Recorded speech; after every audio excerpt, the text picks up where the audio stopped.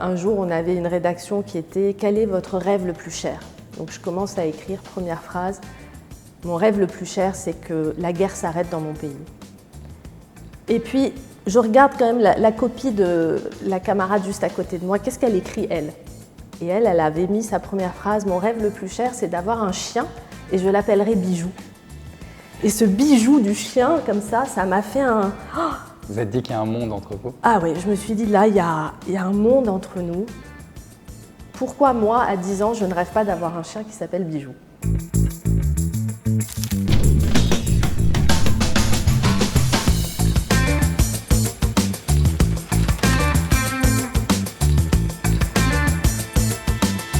Bonjour Rima Abdulmalak. Bonjour. Je le rappelle, vous êtes la première franco-libanaise à avoir été nommée ministre en France. J'aimerais un peu que vous nous racontiez, quand vous avez appris votre nomination, vous qui avez quitté le Liban à 10 ans, vous qui avez eu du mal à vous intégrer dans vos premières années en France, oui. Qu'est-ce que vous ressentez? Comment vous vivez cet événement? Alors, ça va tellement vite au moment où ça vous tombe dessus qu'il y a énormément d'émotions qui s'entrechoquent. D'ailleurs, j'ai appelé mes parents, c'est les premiers que j'ai appelés quand j'ai su, avant que ça soit annoncé à la télévision. Ils étaient fiers? Mon père était fier, très digne, a répondu très calmement en me disant « Tu vas y arriver, tu es capable », parce qu'évidemment j'étais très stressée. Et ma mère était extrêmement inquiète, elle a hurlé « tu vas mourir, tu vas mourir ». Elle répétait « Tu vas mourir », comme si je rentrais dans les tranchées de la Première Guerre mondiale. Et voilà, ça c'est un peu les réactions ambivalentes finalement qui sont à l'intérieur de moi, parce que les voix de mes parents sont aussi quelque part à l'intérieur de moi. À la fois cette dignité, cette fierté, ce sens d'une responsabilité nouvelle qui vous honore, et de l'autre une forme d'angoisse quand même de se dire je vais être exposée, qu'est-ce qui va se passer, je vais être attaquée, parce qu'on est beaucoup plus tranquille dans l'ombre évidemment. J'avais beaucoup de pouvoir d'action aussi en étant la conseillère du président à l'Élysée dans l'ombre, et c'est complètement différent quand on passe dans la lumière, qu'on doit répondre à des interviews, qu'on doit gérer les torrents de boue sur les réseaux sociaux qui vous tombent dessus, etc. C'est là où on voit aussi quelque part que ce racisme que j'avais vécu plus jeune en arrivant en France, il n'avait pas disparu. Il a été réactivé à ma nomination. Est-ce que vous avez justement le sentiment à ce moment-là d'être un symbole en tant que femme arabe ministre? Moi non, j'ai pas du tout cette conscience-là à ce moment-là, parce que je pense au travail que je dois faire, à l'équipe que je dois constituer, à comment assurer mes premiers jours, mes premiers déplacements, donc je suis tout de suite dans le travail. Mais je me souviens d'un premier déplacement international à Naples, pour un mois après, c'était pour un sommet euro-méditerranéen. Et il y avait énormément de ministres du monde arabe et de ministres d'Europe. Et ce sont ces hommes et ces femmes qui m'ont dit « Vous vous rendez compte? Vous êtes pour nous le symbole de ce lien entre l'Europe et le monde arabe. Et on est tellement fiers d'avoir une ministre issue du monde arabe. » Et une jeune fille qui était une stagiaire sur ce forum, qui était une réfugiée syrienne en Italie, est venue me parler, une fille de 22 ans, en me disant, les larmes aux yeux, vous me donnez beaucoup d'espoir parce que moi, ma famille a quitté notre pays, on vit dans l'exil, mais je me dis qu'un jour, peut-être je pourrais avoir un parcours comme le vôtre, vous êtes un modèle pour moi. Et c'est à ce moment-là que j'ai réalisé, ah oui, dans les yeux de certaines personnes, je peux être ce symbole. Mais moi, c'est vrai que encore maintenant, j'ai du mal à assimiler que ça puisse être le cas. Quand vous étiez à votre arrivée en France, vous racontez que vous avez subi des insultes racistes. Certains de vos camarades vous insultaient de sale arabe. Oui. En tant que ministre, également, vous avez été victime d'insultes équivalentes. Oui. Qu'est-ce que ça dit de la France? Qu'est-ce que ça dit de son rapport à ces immigrés, et notamment d'origine arabe? Oui. En fait, moi, j'ai vécu deux dimensions de la France. À la fois la dimension d'accueil, de générosité, d'ouverture, de curiosité, de tolérance, parce qu'on a été extrêmement bien accueillis à Lyon quand on est arrivé en 1989. Les amis d'amis de mes parents donnaient qui de la vaisselle, qui des draps, qui des habits, qui des affaires. Enfin, on a été invités partout, on était vraiment accueillis. Et cette tradition d'accueil des Français, elle existe toujours. Malheureusement, il y a aussi une frange de la population qui se replie sur elle-même, qui est dans la peur, cette peur peut parfois engendrer une haine de l'autre, des stéréotypes qui n'ont pas été réglés, peut-être issus de l'histoire coloniale de la France vis-à-vis de l'Algérie, du Maroc, de la Tunisie, encore plus que vis-à-vis du Liban, mais pour certaines personnes, tous les Arabes sont mis dans le même sac en quelque sorte.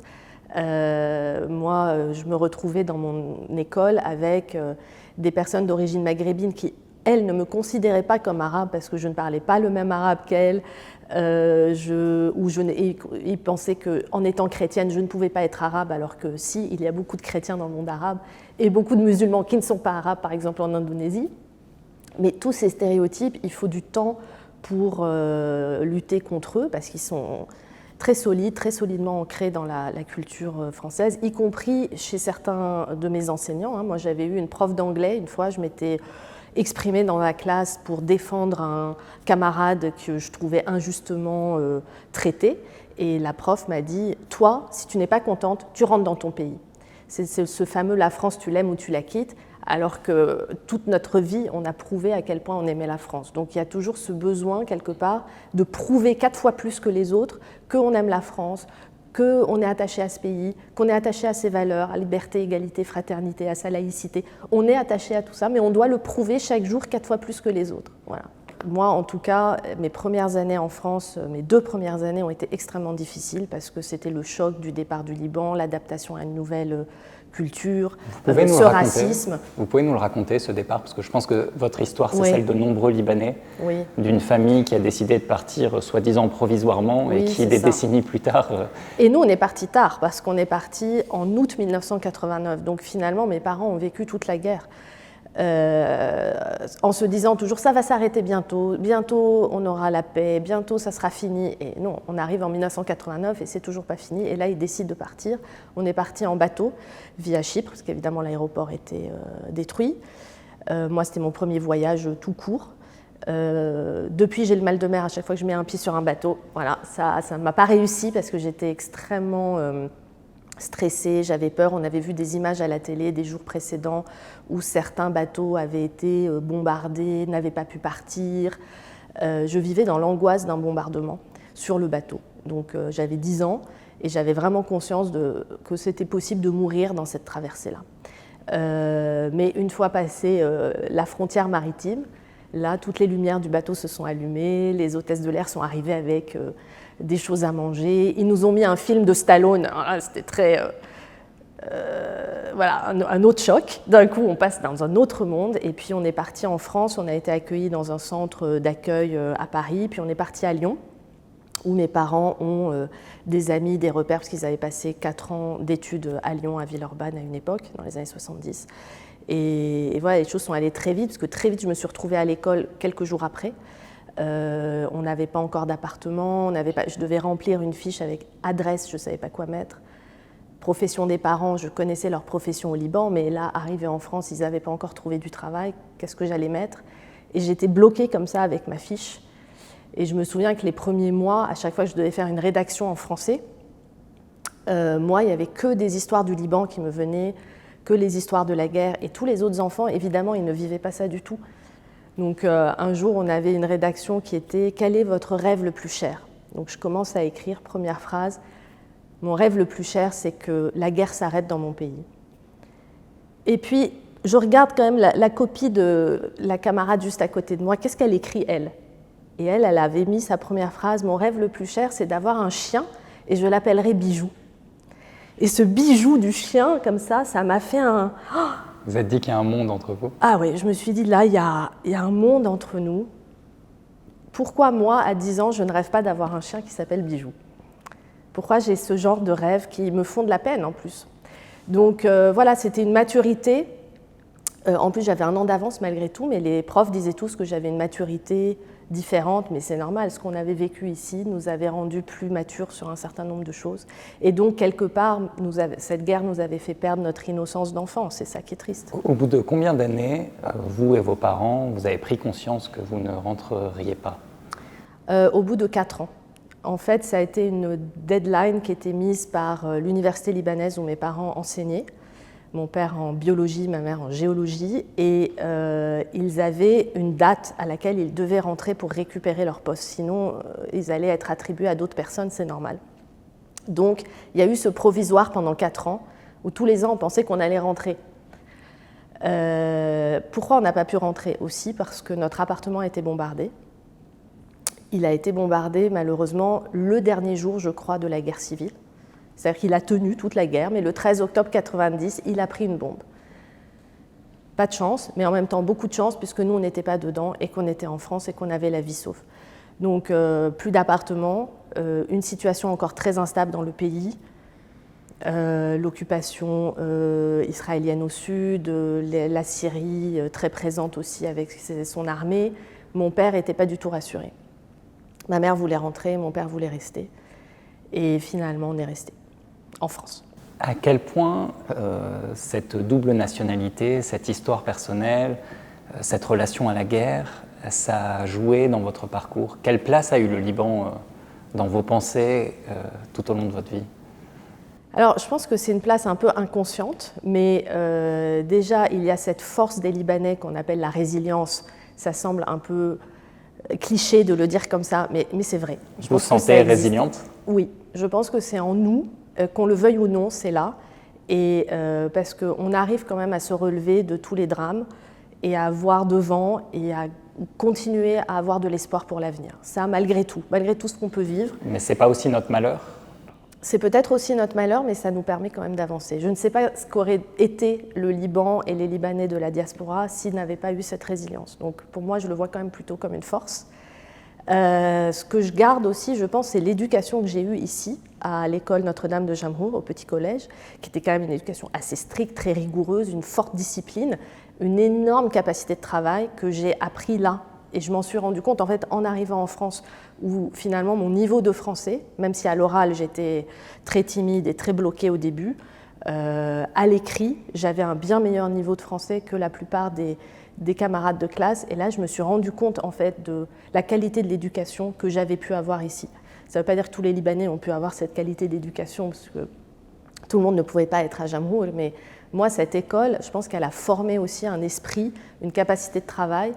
Et puis, je pense que le Liban, c'est, pour moi, le rapport à la culture, il vient beaucoup du Liban aussi. Cette place de la musique, cette place de la poésie, cette place, finalement, cette recherche de la beauté malgré toutes les tragédies qu'on a vécues. Et même si mes parents n'étaient pas du tout dans un milieu culturel et pendant la guerre, on n'a jamais pu aller, moi, de ma vie, au Liban, je n'étais jamais allée au cinéma, je ne savais pas ce que c'était qu'un musée. C'est pour ça que c'est important pour moi qu'on fasse cette interview dans un musée auquel je tiens beaucoup.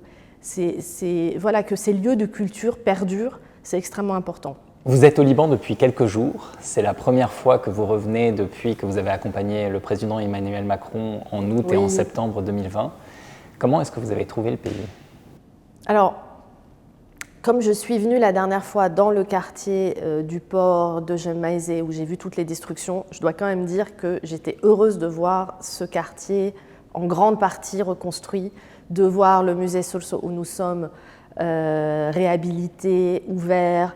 Ça, c'est quand même une immense émotion de voir que 4 ans après, tous les fonds qu'on a levés avec la communauté internationale ont servi à ces reconstructions, ont aidé le pays et que de magnifiques lieux comme celui-là se sont relevés. Ça, c'est le bon côté. Après, je suis sidérée par la perte de valeur de la livre libanaise, par la crise économique, par les difficultés financières des gens. Et pour moi, le Liban reste associé à il n'y a pas d'électricité, il n'y a pas d'eau, il n'y a rien qui marche, les poubelles, etc. Et donc, cette absence d'État, cette absence de services publics, cette absence d'avancée par rapport à là où on était il y a 4 ans quand j'étais venue avec le président Macron, c'est décourageant, c'est vraiment triste. Vous sentez que c'est un pays qui peut repartir ou c'est la crise de trop? Je ne sais pas. En ce moment, je me dis c'est peut-être la crise de trop, mais je vois individuellement des Libanais toujours pleins d'espoir et débrouillards et qui arrivent à créer des projets, qui arrivent à envisager, y compris dans le domaine de la culture. Je soutiens par exemple toute l'équipe qui veut relancer le cinéma Métropolis. Ils ont trouvé un site, un terrain. La France les a d'ailleurs soutenus. on est en train de voir émerger ce nouveau cinéma. Qui pourrait croire qu'aujourd'hui, dans la situation aujourd'hui, il y a des personnes qui sont en train de créer un cinéma, une cinémathèque? Eh bien oui, parce qu'on veut croire à l'avenir. Et ça, je pense que ça restera la force des Libanais. Donc il va y avoir un chemin pour une solution aussi politique. Mais sur un plan individuel et sociétal, collectif, les Libanais arrivent à faire avancer les choses. Sur un plan politique, je suis quand même stupéfaite de cette stagnation totale. Si demain vous étiez nommé ministre de la Culture au Liban, ah non. Quelle serait votre première mesure? Non, ça je pense que ça me paraît assez fou comme hypothèse, mais non, ma première mesure ce serait… Quelle est la priorité sur la scène culturelle libanaise? Je pense de rassembler tous les artistes du pays et de voir de quoi ils ont besoin pour continuer à être aussi créatifs, de soutenir des lieux d'expérimentation, de soutenir la liberté de création, parce qu'aujourd'hui, le Liban reste un pays de liberté d'expression et de création par rapport à l'ensemble du monde arabe et reconnu pour tel, même si le ministre actuel de la Culture n'en est pas le meilleur exemple. Mais ça permet quand même, par cette vitalité culturelle, de porter encore ce phare dans le monde arabe, mais qu'il faut revivifier. Cette liberté, elle est parfois contestée aujourd'hui. Est-ce que ça vous inquiète? Est-ce que vous sentez que la culture libanaise peut être en danger? Je ne le sens pas aujourd'hui parce que je sens cette force de la scène artistique qui est prête à tout pour faire entendre sa voix. Donc, mais il faut rester très vigilant parce qu'il y a de la censure, parce qu'il peut y avoir des difficultés. Je suis aussi vigilante par rapport à la liberté de la presse. Je suis venue parce que j'ai été invitée par une fondation qui fait un travail fantastique, la fondation Samir Assir, pour soutenir les journalistes dans l'ensemble du monde arabe. Et on s'est rendu compte, cette année, il y a eu les prix de la fondation. Alors malheureusement, il n'y avait pas de Libanais dans les journalistes primés, mais il faut raconter à quel point la majorité des articles qu'on a pu voir étaient en fait publiés dans des médias libanais. Ça veut dire qu'un Égyptien qui n'arrive pas à s'exprimer dans son pays ou un Syrien, c'est dans la presse libanaise qu'il trouve une voie d'expression. Et ça, il faut absolument qu'on puisse préserver cette force de la liberté de la presse dans ce pays. Le 1er septembre 2020, vous accompagnez Emmanuel Macron, on est quelques semaines après la double explosion au port, et vous vous rendez chez Fayrouz. Oui. Est-ce que vous pouvez nous raconter les coulisses de cette visite? Oui, c'était le premier acte qu'a fait le président de la République en descendant de l'avion. On est allé à Rabieh dans sa maison. Elle nous a accueillis, on était en plein Covid en plus, donc masque, distance, etc. Mais très vite, il y a une émotion qui a commencé à monter et le président venait lui remettre une Légion d'honneur, le plus haut niveau de la Légion d'honneur, commandeur de la Légion d'honneur. Et lui, il avait un peu en tête, je pense, ce que De Gaulle disait de Kulthum, qu'elle était la conscience de toute une nation. Et Fayrouz, pour moi en tant que Libanaise, mais même pour les Français, c'est ça. C'est un peu la conscience du Liban, un tel symbole qui est au-delà des différences de communautés religieuses, au-delà des générations, qui réunit tout le monde. Et il voulait, je trouvais que c'était très fort symboliquement, qu'avant même de voir le président de la République libanaise, il voit d'abord Fayrouz, comme si son importance, sa voix à elle, ce qu'elle incarne, était ce qui pouvait réunir tous les Libanais. Et ce qui m'a touchée dans cet échange, c'est à un moment, il lui a dit il faut garder le fil de l'espérance. Et elle lui répond mais vous l'avez ce fil? Et il lui dit j'ai un tout petit morceau de ce fil, j'ai un petit bout de ce fil, mais on ne va pas le lâcher. Et c'est un peu pour moi la symbolique de cette relation entre la France et le Liban aussi, c'est que parfois on le tient trop, parfois pas assez, mais ce fil il ne lâchera pas parce que c'est une histoire d'amour de très longue date et une histoire de solidarité, de soutien. Et quelque part, la voix de Fayrouz est ce fil aussi. Et quand il lui a remis la médaille, elle s'est levée. Et moi, j'ai vu à ce moment-là, comme si Fayrouz montait sur scène. J'ai vu la Fayrouz que je voyais à la télévision, avec ses yeux qui pétillent, avec une émotion nouvelle. Et voilà, la cérémonie était très sobre, très simple. On était 4 ou 5 autour seulement, avec sa fille, son avocat. Nous, on était 2 ou 3 avec le président, dont l'académicien Daniel Rondeau. Et elle lui a offert un tableau qui était chez elle, dont elle a accepté de se séparer, un tableau d'une peintre palestinienne, Jouman al-Hosseini, qui représente Jérusalem avec les couleurs blanc et turquoise et doré. Et elle lui a dit, ce sont mes couleurs et j'ai besoin de vous offrir un tableau de Jérusalem. Et ça, c'était aussi très fort par rapport à ce qu'elle incarne, elle, vis-à-vis de la cause palestinienne, vis-à-vis de tous ces combats. Et le tableau est magnifique, le président l'a mis à l'Élysée d'ailleurs. Dans quelle pièce? C'est dans l'un de ses bureaux, pas celui où il reçoit le plus souvent, qu'on voit le plus souvent à la télévision, mais il a un autre bureau. Et voilà, moi ce qui était émouvant pour moi aussi, c'est que mes parents ont choisi le prénom Rima parce que la fille de Fayrouz s'appelle Rima et qui voulait me chanter cette berceuse Yallah tnem Rima. Et donc j'avais jamais rencontré sa fille était là aussi, et donc il y avait 2 Rima dans la pièce. Et c'était pour moi comme un rêve un peu surréaliste, que j'étais là dans la même pièce que la fille dont je porte le nom, avec le président de la République, dans un pays qui était quand même à feu et à sang, en quelque sorte, après l'explosion. Avec la grande diva. Avec la grande diva qui incarne tant pour tout le monde arabe. Enfin, c'était un moment suspendu où il fallait que je me pince pour me dire « je suis vraiment en train de vivre ça ». Et voilà, j'en ai encore la chair de poule, rien que de m'en souvenir. Il y a une phrase de Dostoïevski que vous aimez beaucoup, la Oui. beauté sauvera le monde. Elle est où la beauté aujourd'hui? Elle est dans l'art, elle est dans la musique, elle est dans la culture, elle est dans la générosité des êtres humains et dans leur capacité à aimer. Elle est dans leur capacité à tendre la main vers les autres. Et ça ne peut pas disparaître parce que c'est le sens de l'humanité. Ça peut paraître un peu ésotérique si je le dis comme ça, mais j'y crois vraiment. Et je pense qu'au Liban, en tout cas, on l'a. On l'a aussi dans la cuisine, on l'a dans la langue. Moi, je regrette de ne pas mieux parler arabe, mais je parle encore arabe et je trouve cette langue magnifique. Donc la beauté est partout autour de nous, à nous de la préserver, de la faire vivre et de l'injecter dans les autres champs qui, eux, manquent de beauté. Merci beaucoup, Rima Abdul Malak. Merci.